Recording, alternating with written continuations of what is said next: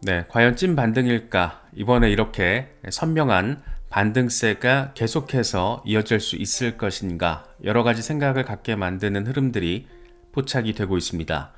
비트코인은 참 다행스럽게도 86,000달러 돌파 테스트를 진행을 하고 있고, 주요 알트코인들도 이제 슬슬 깨어날까 싶은 모습을 보여주고 있습니다. 일단 XRP가 다시 2.1달러 위로 올라선 게 상당히 반갑게 느껴지고, 이더리움 같은 경우에도 5% 이상 반등세를 보여주고 있습니다. 솔라나도 마찬가지고, 주요 알트코인들이 이렇게 움직임을 내비치고 있다 보니까 미중 무역 갈등 양상이 예상만큼 내지는 예상보다 더 순조롭게 정리 국면으로 접어들 수 있다라면 위험자산 시장에는 조금 더 의미 있는 흐름들이 포착될 수 있지 않을까, 그런 기대감을 갖게 만드는 상황이 펼쳐지고 있습니다. 비트코인 굉장히 중요한 저항 라인인 86,000달러 돌파 테스트를 진행을 하고 있습니다. 관세 리스크가 완화되는 양상을 보여주는 그런 재료들이 들어오고 있는데, 미국이 전자제품과 관련된 관세를 면제하기로 했다라는 소식이 등장을 해주면서 시장에는 또 반등 재료로서 역할을 해주고 있는 상황입니다. 물론 과연 이게 찐 반등인가에 대해서는 이견이 포착되고 있고, 최대 변수들이 몇 가지가 남아있기 때문에 아직 안도하기는 이를 수 있지만, 무엇보다 긍정적인 기대감을 갖기에는 충분한 그런 환경으로 해석할 수는 있다. 이 정도로 정리할 수 있지 않을까 생각됩니다. 과연 이번 사이클에서도 비트코인이 이 사이클 패턴을 반복할 것인가? 아니면 이번에는 어떤 차별점을 만들어내면서 새로운 패턴 양상을 보이게 될 것인가? 이게 지금 굉장한 관심사 가운데 하나입니다. 일단 과거 사이클 패턴을 보면 반감기 이후에 550일 전후 시점에서 고점을 확인하곤 했습니다.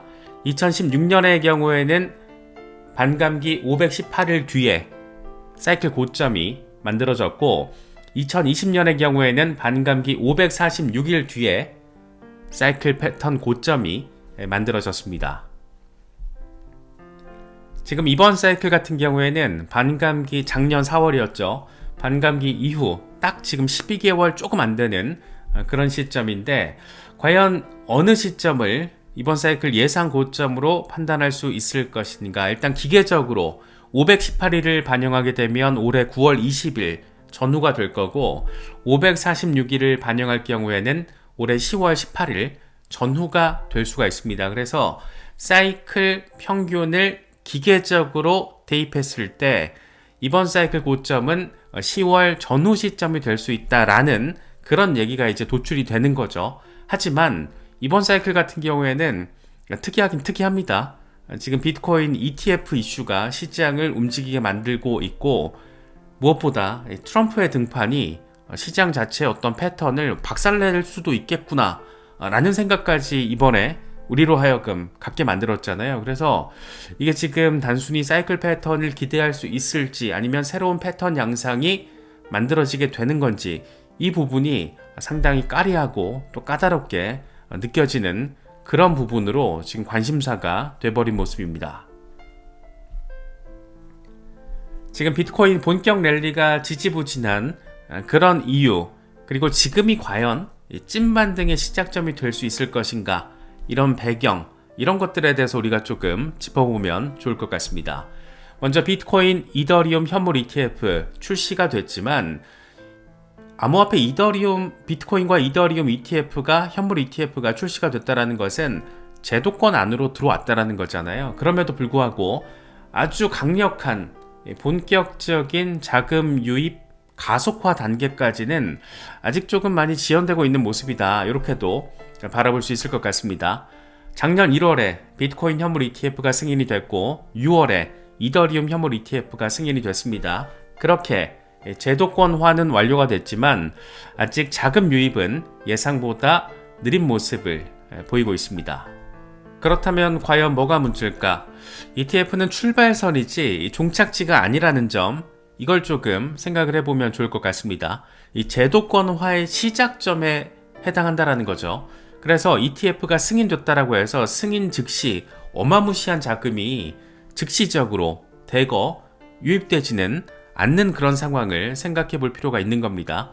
이 기관 자금이라는 건 리스크 대비가 명확해질 때 움직이기 마련이잖아요. 특히나 연기금이나 보험사, 이 패밀리 오피스 등은 정책과 금리가 확정된 뒤에 본격적으로 진입하곤 합니다. 그래서 정리를 하면 구조는 열렸지만 아직 본격적인 시동은 걸리지 않은 상황이다 라고 정리할 수 있지 않을까 생각이 되고, 이 본격 시동을 걸게 만들 그런 재료들을 지금 시장은 기다리고 있다라고도 정리할 수 있을 것 같습니다.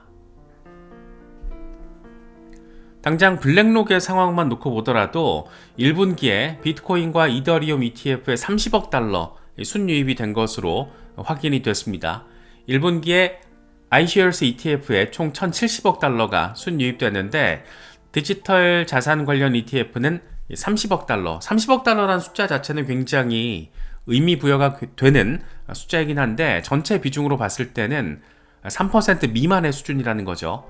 그래서 디지털 자산이 전체 ETF에서 차지하는 비중은 작지만 올해 초에 비트코인 ETF 시장이 조정을 겪은 만큼 의미 있는 규모라곤 할 수 있다라고 코인텔레그래프는 분석을 하고 있습니다. 그러니까 다시 말해서 이제 조정 양상이 어느 정도 마무리가 되고 본격적인 반등 국면으로 접어들 때는 그 시기와 맞물려서 우리가 기대하는 그런 본격 유입 수준의 ETF로의 자금 유입, 연기금 등 큰 손들의 대거 유입 상황, 이런 것들을 기대해 볼 수 있을 것 같고, 아직 거기까지는 시간이 조금 더 필요하다라고 정리할 수 있는 그런 모습입니다.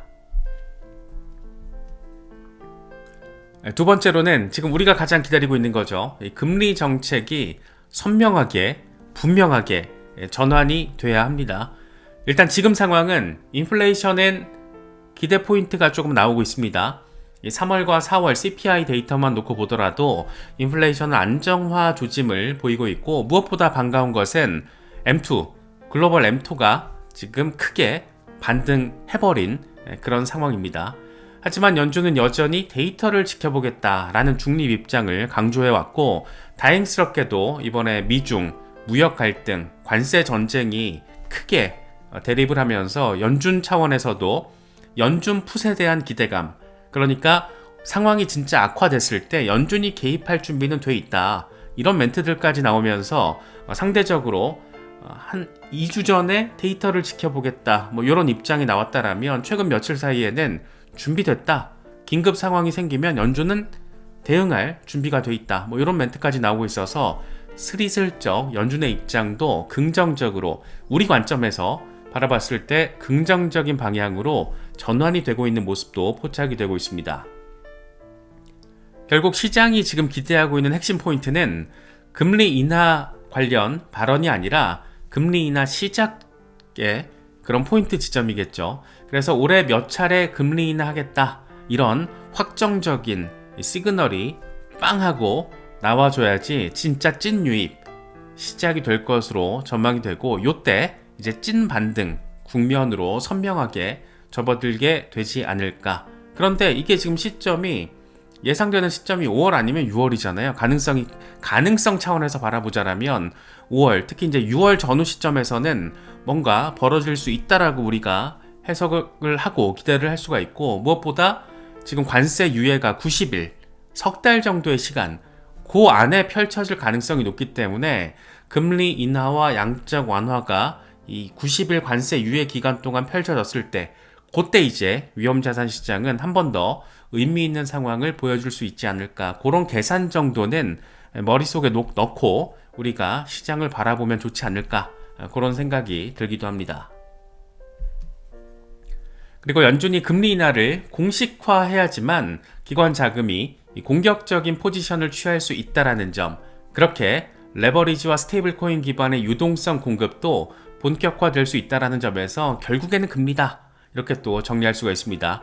그래서 금리는 시장을 움직이는 실질적인 레버 역할을 할 수밖에 없고, 지금 시장은 ETF도 반감기도 다 잘 마무리가 됐지만 금리 인하가 아직 정식으로 빵하고 시작되지 않았기 때문에 본격적인 상승 국면은 지연되고 있는 것으로 해석할 수가 있습니다. 특히나 관세 리스크가 빵하고 덮치다 보니까 일주일 사이에 역사적인 폭락과 역사적인 폭등이 지금 펼쳐지는 그런 굉장히 이례적인 상황이 겹쳐 있다는 점에서 이런 부분들을 연계시켜서 바라보면 더 좋을 것 같습니다. 세 번째로는 이 매크로 불확실성, 관세 리스크죠. 어느 정도는 완화 국면이 선명하게 느껴지는데 아직 끝나지 않았다. 진행형이라는 것도 우리가 유념해 두면 좋을 것 같습니다. 일단 지금 벌어지고 있는 일은 트럼프의 관세 전략으로 미중 무역 갈등, 전쟁이 촉발이 되어버렸고 최근 양측의 어떤 협상 가능성에 대한 기대감 이런 것들이 나오고 있다는 게 시장에 조금 안도감으로 작용을 하고 있는 거고 그래서 S&P 500, 나스닥, 비트코인 이런 위험자산 시장에 동시 반등 시도가 포착이 되고 있는 상황입니다. 하지만 문제는 아직 협상이 진전됐다라고 표현할 수 있는 상황은 아니고 협상이 진전될 수 있는 그 가능성이 포착됐다라고 표현할 수 있는 상황이기 때문에 멍 때리고 안도하기에는 조금 이를 수 있다는 겁니다. 특히나 위안화 약세 또 통화전쟁 가능성은 여전히 열려있는 상황이고 여기에다가 지정학적 리스크도 잔존 상황이라고 표현할 수 있다는 점에서 아직은 조금 이르지만 확실한 거는 긍정적인 시그널들이 포착되고 있다. 그렇기 때문에 가능성이 현실화될 경우에 협상 진전이라는 결과물로 이어질 수 있다. 이 정도 상황으로는 정리할 수 있는 모습입니다. 그래서 시장은 지금 전환기의 모멘텀을 보고 있고 협상 타결, 관세 해소, 연준 완화 시그널 이렇게 지금 우리가 바라고 있는 거잖아요. 이런 것들이 한꺼번에 만약에 겹치는 순간이 온다라면 시장은 폭발적인 모습을 보일 가능성도 존재한다. 이 선순환의 시너지가 만들어진다라면 이런 상황까지도 생각해 볼 수 있겠죠. 그래서 지금은 사실 리스크 오프 단계는 확실히 아니고 그렇다고 완전하게 리스크 온 상황도 아니고 애매모호한 그런 전환기 상황을 우리가 바라보고 있습니다. 그래서 지금 시장의 분위기는 불확실성 해소 직전의 숨고르기 국면 이 정도로 표현할 수 있지 않을까 생각됩니다. 그래서 지금 상황을 조금 더 디테일하게 어떤 방식으로 우리가 놓고 전망과 기대치를 바라보면 좋을까 라는 관점에서 생각을 해보면 지금의 어떤 단기 조정은 어느 정도 완화되는 국면을 보이고 있잖아요. 하지만 이 완화되는 국면이지만 에너지 축적기로도 바라볼 수 있지 않을까 생각됩니다. 재료는 이미 노출됐지만 아직 작동 중인 상황이라고 바라보면 어떨까라는 생각이 들었습니다. 반감기 끝났고 1년 지났고 ETF 출시 완료됐고 특히나 알트 ETF들이 지금 승인되기를 줄줄이 하고 있고 다시 말해서 기술적 또 제도적 모멘텀은 모두 소진된 것으로 보이는 구간이긴 하지만 실제로는 ETF 승인 이후에 기관 자금이 들어올 수 있는 도관, 이 통로는 지금 뚫렸잖아요. 그렇지만 실제 유입은 정책이 확정된 뒤에 본격화될 수 있는 구조다. 그렇기 때문에 시동은 커졌는데 자동차로 비유를 하면 시동은 켜졌는데 아직 RPM이 오르고 있는 그런 엔진 상태 정도가 아닐까. 그렇기 때문에 지금의 조정, 최근의 조정 양상이 너무 이렇게 지루하고 밋밋하다라고 평가하기에는 에너지 축적 양상으로도 바라볼 수 있다는 점, 이런 관점도 생각해 보시면 좋을 것 같습니다. 두 번째로는 유동성 증가 상황, 글로벌 M2. 이게 우리가 몇 번 짚어봤지만 실질적인 어떤 시장의 긍정적인 효과로 번지기까지는 시간차, 이 갭이 존재하잖아요. 특히나 평균적으로 봤을 때 10주에서 12주 정도, 라울팔 같은 아저씨는 10주 정도 얘기를 하고 있는데 보통 이제 10주에서 12주 정도 시간차가 발생하는데 2025년 1분기 이후에 이미 M2가 빵하고 급격하게 올라가는 상황, 중국이 일단 유동성 확대 방점 찍었고 미국 연준도 금리 인하 플러스 양적 완화 바로 직전 단계이고 그렇다 보니까 사실 앞으로 이 관세 유예 기간 90일 동안 벌어질 여러 가지 긍정적인 재료가 상당히 이게 빡센 재료들이어가지고 임팩트가 굉장히 크다라는 거죠. 그래서 이런 부분들도 우리가 조금 더 기다리면 되지 않을까 싶기도 합니다. 과거 상황에서 이제 코로나 직후 M2가 이제 폭발적으로 증가했을 때 비트코인 같은 경우에는 한 4, 5개월 뒤에 이제 상승이 본격화가 됐었고, 지금도 구조 자체는 비슷합니다. 그래서 프린팅은 시작이 됐는데 유입은 아직이다 정도로 좀 담백하게 정리가 가능한 상황입니다. 실제로 이렇게 차트를 비교해서 보면 일단 M2가 진짜 빡세게 증가를 해버려가지고 비트코인이 따라가는 시점도 머지 않았겠구나라는 기대감을 또 갖게 만드는 그런 상황은 굉장히 선명해 보입니다. 그래서 이런 것들을 우리가 종합적으로 고려를 했을 때 지금 상황에서는 시나리오 자체가 한 두 가지 정도로 요약을 해서 바라볼 수 있을 것 같습니다. 먼저 시나리오 A, 이건 이제 우리가 바라고 기대하는 그런 포인트입니다. 86,000달러 이 상단 돌파에 성공을 하게 되면 이제 9만 달러 가능성, 이 기대감이 엄청 커질 거기 때문에 이제 슬슬 찐반등의 양상으로 나아갈 수 있는 그런 시나리오. 이거는 이제 트리거가 굉장히 큰 게 들어와야 될 겁니다. 관세 협상이 잘 타결이 돼야 될 거고, 내지는 타결과 유사한 어떤 그런 분위기가 조성이 돼야 될 거고, 연준의 금리 인하 시점이 명확화되고, 내지는 금리 인하가 단행이 되거나, 그리고 CPI 안정세가 계속 유지가 된다라는 이런 조건과 트리거가 맞물렸을 때 이제 가능할 겁니다. 그럴 경우에는 기관 자금 크게 들어올 가능성 높고, 역시 그럴 경우에는 이 정도의 어떤 반등 재료들이 잘 선순환 구조를 마련해 준다라면 반감기 사이클에 맞춰서 올해 10월 전후 시점에 비트코인 고점 12만 달러 이상의 가격을 우리가 기대해 볼 수 있지 않을까 싶습니다. 특히나 그 사이에 지금 신임 SEC 위원장이 이제 픽스가 됐기 때문에 그 사이에 알트코인 ETF들이 만약에 정식으로 승인이 된다라면 요게 또 알트 시즌의 트리거 역할을 또 해줄 겁니다. 그래서 요 시기가 아마도 아직 이번 사이클에서 우리가 본격적으로 지난번 사이클에서 경험했던 이 포모 양상을 아직 보지 못했는데, 아마 요 정도가 되면 이 포모 양상을 통해서 시장이 크게 올라서는 그런 모습으로 이어질 수 있지 않을까 기대할 수 있을 것 같습니다. 물론 이제 다른 상황도 있겠죠. 관세 협상이 지지부진 장기화 이렇게 된다라거나, 연준도 금리 인하 좀 더 지연할 수 있을 것 같은데 이런 식의 멘트가 이제 기자회견이나 회의록을 통해서 나와준다라면 이제 좀 약간 골치 아파지는 겁니다. 특히 지금 관세 리스크가 인플레이션을 자극하는 상황도 그 가능성이 있잖아요. 그렇게 만약에 CPI가 다시 고개를 쳐드는 상황이 된다라면 시장은 또 어려움에 처하게 될 겁니다. 그렇게 될 경우에는 다시 한번 7만 달러대 리테스트 가능성 충분히 생각해 볼 수가 있고, 9만 달러 저항이 꽤나 강력하게 작용할 가능성도 있습니다. 그래서 지금 상황에서 크게 두 가지 시나리오가 가능하지만 상황에 따라서 시나리오 A로 갈 가능성 충분히 있다라고 전 개인적으로 바라보고 있습니다. 특히나 트럼프가 이번 주에 매우 선명하게 모습을 보였잖아요. 나도 경기 침체 걱정된다라는 그런 스탠스로 해석 가능한 상황이 지금 포착이 됐기 때문에 아마도 시장은 B보다는 A 쪽에 포커스를 맞춰서 마켓 메이커들도 움직임을 대응하려고 하지 않을까. 기대감은 그런데 일단 그렇지 않을 상황도 있다라는 거. 그래서 이 두 가지 시나리오는 잘 좀 스터디를 해보셔도 좋을 것 같습니다.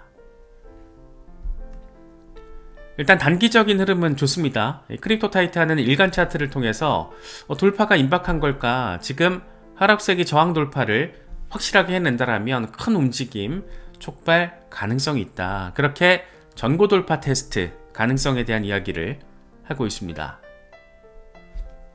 렉트 캐피탈 같은 경우에는 주간 차트를 통해서 지금 21주 EMA 저항선에 접근하고 있다. 주간 종가가 86,900달러 위에서 마무리가 되면 아싸 땡큐 이런 얘기를 하고 있습니다. 지금 딱 86,000달러 돌파 테스트를 하고 있기 때문에 아직 시간은 좀 남았는데 과연 주간 종가가 어떻게 형성될지도 상당히 중요한 관전 포인트가 된 그런 모습입니다. 크립토 퀀트는 84,000달러 저항선 뚫어내면 96,000달러 가능성 있다라고 이야기를 하고 있습니다. 일단 84,000달러 저항은 뚫어낸 듯한 그런 모습을 보이고 있는데 84,000달러 구간은 과거 지지선이었지만 시장 상황이 악화되면서 이제는 저항선으로 바뀌었다. 트럼프가 중국을 제외한 국가에 관세를 유예한다라고 발표하면서 이전 하락분 대부분 회복됐다. 86,000달러 위에서만 잘 해결이 되면 9만 달러 이상에 대한 기대감도 상당히 커질 가능성이 높다라고 정리할 수 있을 것 같습니다. 여러 가지 기대 포인트, 우려 포인트 이런 것들이 상존해 있는데 각자의 스탠스에 맞춰서 전략적인 대응 잘 하실 수 있으면 좋겠습니다.